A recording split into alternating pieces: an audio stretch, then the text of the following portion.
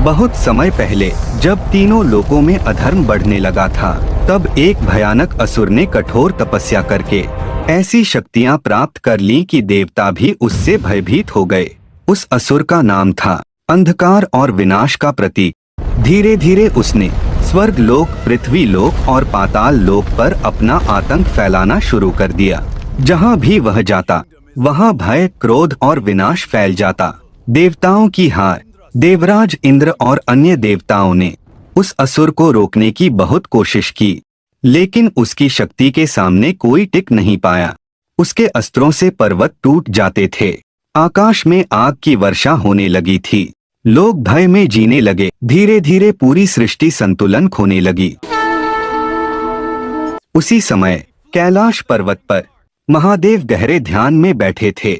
चारों ओर शांति थी, हिमालय की ठंडी हवाएं बह रही थीं, लेकिन अचानक पूरे ब्रह्मांड की पीड़ा उनकी ध्यान शक्ति तक पहुंची। महादेव ने धीरे धीरे अपनी आंखें खोली और तभी पूरा कैलाश कांप उठा।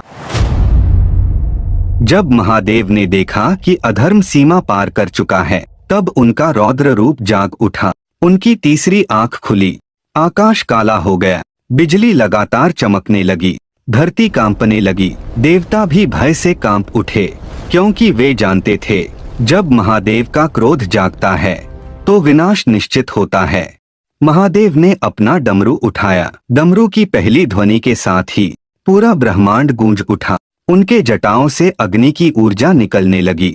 हर कदम के साथ धरती हिल रही थी। उनका तांडव इतना भयानक था कि समय भी मानो रुक गया। हर प्रहार से असुरों की सेना नष्ट होने लगी, पर्वत टूटने लगे, आकाश में अग्नि और बिजली भर गई। लेकिन सबसे रहस्यमयी बात यह थी, महादेव के चेहरे पर फिर भी शांति थी। असुर ने अपनी पूरी शक्ति लगा दी। उसने अंधकार की ऊर्जा से पूरा आकाश ढक दिया, लेकिन महादेव शांत खड़े रहे। उन्होंने धीरे धीरे अपना त्रिशूल उठाया और एक ही प्रहार में असुर की सारी शक्ति समाप्त हो गई। असुर की गर्जना शांत हो गई और पूरा ब्रह्मांड फिर से संतुलित हो गया। धीरे धीरे आकाश साफ होने लगा, बिजली रुक गई, हवाएं शांत हो गईं।